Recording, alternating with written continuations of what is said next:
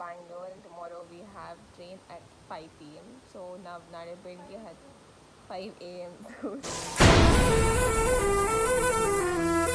Hello everyone, so I'm back and now we are traveling to Kochi.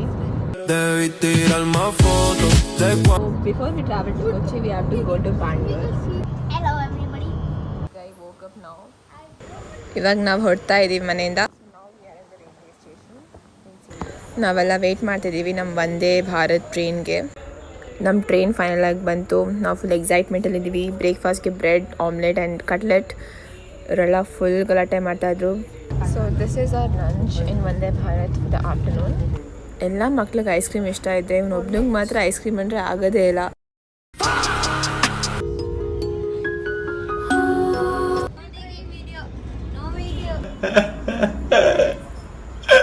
ನಮ್ಮ ಟ್ರೈನಿಂದ airport view ಇದು. Reach ಆಗಿದ್ದೀವಿ ಕೊಚ್ಚಿ ಸ್ಟೇಷನಲ್ಲಿ. ಇಲ್ಲಿ full ಅಂದರೆ full ಸೆಕೆ ಇದೆ. ಊಬರ್ ಬುಕ್ ಮಾಡ್ತಾನೆ ಇದ್ವಿ, ಆದರೆ ನಮ್ಮ ಊಬರಲ್ಲಿ ಇರೋ ರೇಟಿಗೆ ಯಾರೂ ಬರ್ತಾ ಇರಲಿಲ್ಲ, ಎಕ್ಸ್ಟ್ರಾ ಕೇಳ್ತಾಯಿದ್ರು. ದೆನ್ 1800ಗೆ ನಾವು ಹೋದ್ವಿ. ಫೈನಲಿ ಆಗಿ ನಮ್ಮ ಡೆಸ್ಟಿನೇಷನ್ ಕ್ಲಬ್ ಮಹೇಂದ್ರ ರೀಚ್ ಆದ್ವಿ.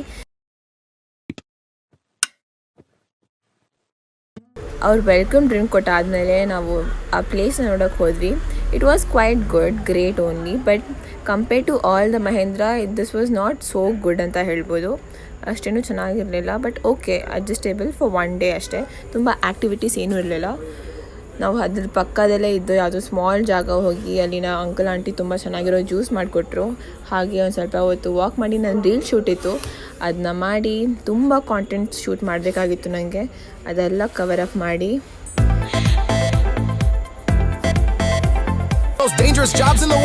ನಾವಿನ್ನು ನಮ್ಮ ಸೆಕೆಂಡ್ ಡೆಸ್ಟಿನೇಷನ್ ಹೊರಟ್ವಿ. ದ ನೆಕ್ಸ್ಟ್ ಡೇ ಬರೀ 2 ಡೇಸ್ ಸ್ಟೇ ಇದ್ದಿದ್ದು. So this was a very good place called Kodai backwater heritage resort ಅಂತ.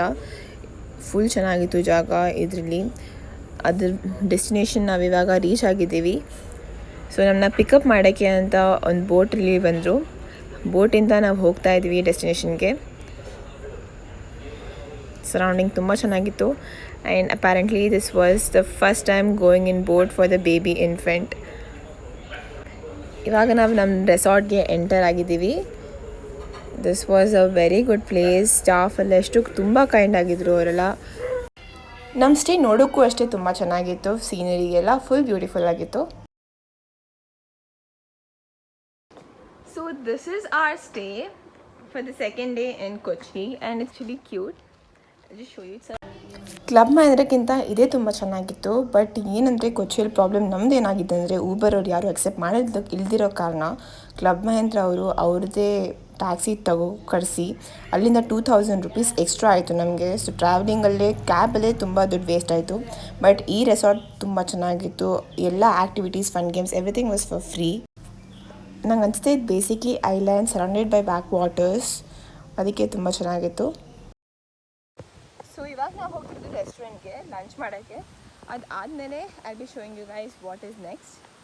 But this place is really good. I be showing you ಒಂದು evening boat ride ಆಗಲಿ ಏನಾದರೂ ಆಗಲಿ.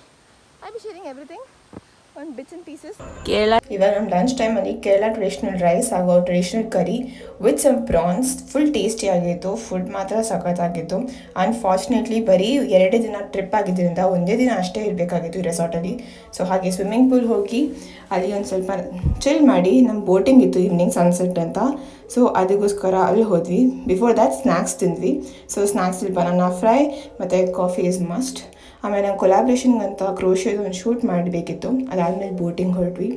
Unfortunately weather ಚೆನ್ನಾಗಿರಲಿಲ್ಲ, so ಅದಕ್ಕೆ sunset ನೋಡೋಕ್ಕಾಗಿರಲಿಲ್ಲ. ವಾಪಸ್ ಬೇಗನೆ ಬಂದಿಟ್ವಿ ಬೋಟಿಂಗ್ ಮುಗಿಸಿ. ಆದರೆ ಅಲ್ಲಿನ ಚಿಕ್ಕ ಮನೆ, ಫಿಶಿಂಗ್ ಮಾಡ್ತಿರೋದು ಅದೆಲ್ಲ ನೋಡಿದ್ವಿ. ಫುಲ್ ಪೀಸ್ ಕಾಮ್ ಆಗಿತ್ತು. ಬೋಟಲ್ಲೆಲ್ಲ ಹೋಗ್ತಾಯಿದ್ರು ಅವರು. ಮತ್ತು ಬಂದ ತಕ್ಷಣವೇ ಸೀನರಿ ವ್ಯೂ ತುಂಬ ಚೆನ್ನಾಗಿತ್ತು. ಆ್ಯಕ್ಟಿವಿಟಿ ಅಂತ ವಾಟರ್ ಪೆಡ್ಲಿಂಗ್ ಮಾಡಿದ್ವಿ. ನಾವು ಮಾಡ್ತಾ ಇರುವಾಗಲೇ ಮಧ್ಯದಲ್ಲಿ ಸಿಕ್ಕಾಕೊಬಿಟ್ಟಿದ್ವಿ. ನಾವು ರಿವರ್ಸ್ ಹೋದರೆ ಅದು ಮುಂದೆ ಹೋಗ್ತಾಯಿತ್ತು, ಇಲ್ಲ ಹಿಂದೆ ಹೋಗ್ತಾಯಿತ್ತು. ಹೆಂಗೋ ಮಾಡಿ ಎಸ್ಕೇಪ್ ಆದ್ವಿ. ಇಲ್ಲಿಂದ ಸೀನರಿ ವ್ಯೂ ತುಂಬ ಚೆನ್ನಾಗಿತ್ತು. ಹಾಗೆ ರಾತ್ರಿ ಆಯಿತು, ನಾವು ಡಿನ್ನರ್ ಮಾಡೋಣ ಅಂತ ಹೋದ್ವಿ. ಅಲ್ಲಿ ತುಂಬ ಟೇಸ್ಟಿ ಡೆಲಿಷಿಯಸ್ ಡಿನ್ನರ್ ಇತ್ತು. ನೋಡಿ ಹೆಂಗೆ ತಿಂತಿದ್ದಾಳಂತ. ಫುಲ್ ಫುಡ್ಡಿಗಳು. ಫುಡ್ ನೋಡಿದ ತಕ್ಷಣ ಅವಳಿಗೆ ಅದೊಂಥರ ಸಂತೋಷ ಆಗೋಗುತ್ತೆ. ಖುಷಿಯಿಂದ ವಾವ್ ಅಂತ ಕ್ಲಾಪ್ ಮಾಡ್ನಾಗ್ತಾಳೆ.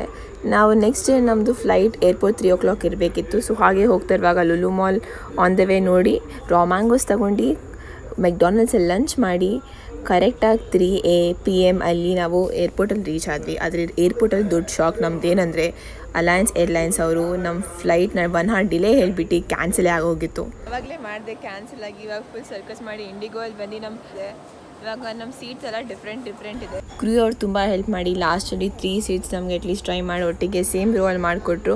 ಇವಾಗ ಎಲ್ಲರೂ ಫುಲ್ ಹಂಗ್ರಿ ಆಗಿದ್ರು, ಯಾಕಂದರೆ 3 PM ನಾವು ರೀಚ್ ಆದ್ವಿ.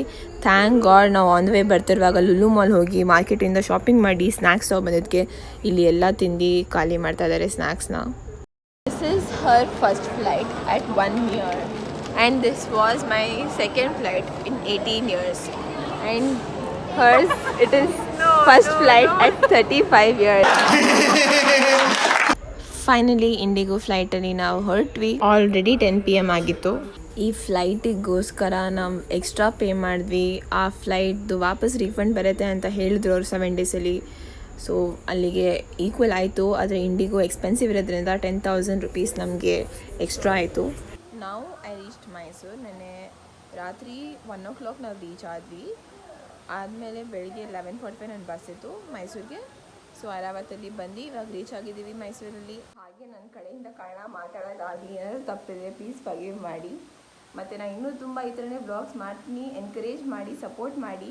ಇನ್ನೂ ಏನಾದರೂ ಮಿಸ್ಟೇಕ್ ಇದ್ದರೆ ಮಧ್ಯದಲ್ಲಿ ಏನಾದರೂ ಮಾತಾಡೋದಾಗಲಿ ಏನಾದರೂ ಮಿಸ್ಟೇಕ್ ಇದ್ದರೆ ಪ್ಲೀಸ್ ಫರ್ಗಿವ್ ಮಾಡಿ. This was my first vlog. ಅದಕ್ಕೆ ವಾಪಸ್ 4th ಇನ್ನೊಂದು ಸತಿ ಕೂರ್ಗೆ ಹೋಗಿದೆ. ಲೈಕ್ ಮಾಡಿ, ಶೇರ್ ಮಾಡಿ, ಸಬ್ಸ್ಕ್ರೈಬ್ ಮಾಡಿ. ಹಾಗೆ ಬಾಯ್ ಅಂಟಿಲ್ ನೆಕ್ಸ್ಟ್ ಟೈಮ್.